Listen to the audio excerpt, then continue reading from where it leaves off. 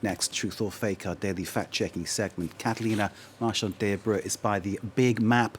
Today, conspiracy theorists and pro-Russian accounts claim fake war victims in Ukraine. Catalina, truth or fake? Tell us more. This is a common theme amongst many pro-Russian social media accounts and conspiracy theorists who claim that Ukraine is staging fake war victims. Let's start by viewing this video right here, where we see two injured elderly people in the streets of Kyiv, victims of Russian shelling from October 10th.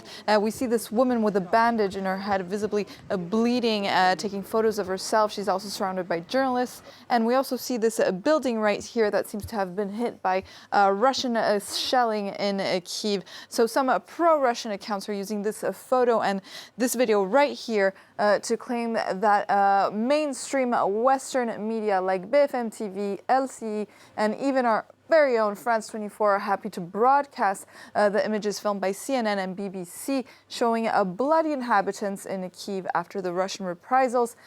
Here's the staging of the fake injuries of Ukraine, so claiming that Western media is helping spread fake Ukrainian propaganda. Other users also replied to this tweet right here, claiming that even Steven Spielberg couldn't have done better in faking fake war victims, and that this was a war propaganda.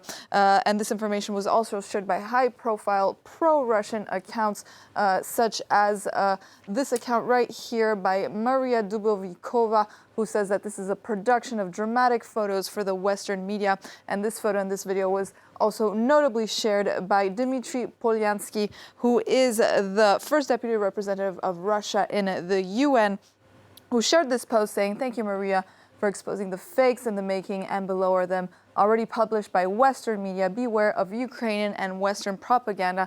Once again, claiming right here that Western media was spreading fake news regarding fake war victims in Ukraine, including the Daily Mail and Libération, with these pro-Russian users claiming to be images of fake war victims in Ukraine.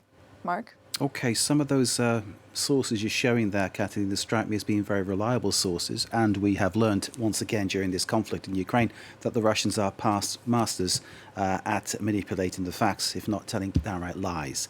Tell us then, what's the real story behind these viral images you've just been showing us? So we got the initial information from this logo that we see right here, Ost-West, which is a Russian language-based media in Berlin. They explained to the Observers team here at France 24 that these images come from the Associated Press, and we actually found that this video was in the AP's database, filmed right here on October 10th at 10:34 GMT, and it was shot in Kyiv. And here we could see the same images that we saw on the viral post. And we also found on Google Street the exact location where these images were shot. Here we could see the building that we saw that was hit by Russian shelling, that's called the Tower 101 in Kyiv. And the images we saw in this scene with the elderly couple was shot exactly right here. So Czech News also contacted the journalist that took these photos from AP, who confirmed the identity of this couple right here. And he also confirmed that they were indeed injured by fragments of a broken glass that were flying around.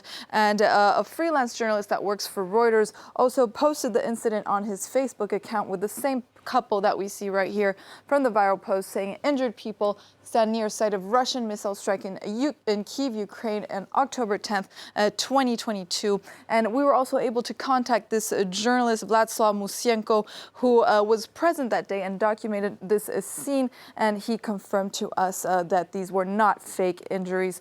So indeed, we could also see this in Getty Images, where we show very real victims of the consequences of a Russian missile launch in Kyiv on October 10th. Mark? It seems very convincing, Kathleen. Of course, the Russian sources that you quoted earlier would just say that it's a lie because they won't change their narrative. But I think you've demonstrated that it is the truth, and what they're saying is trying to manipulate that truth. Kathleen, thank you very much indeed. Truth or fake?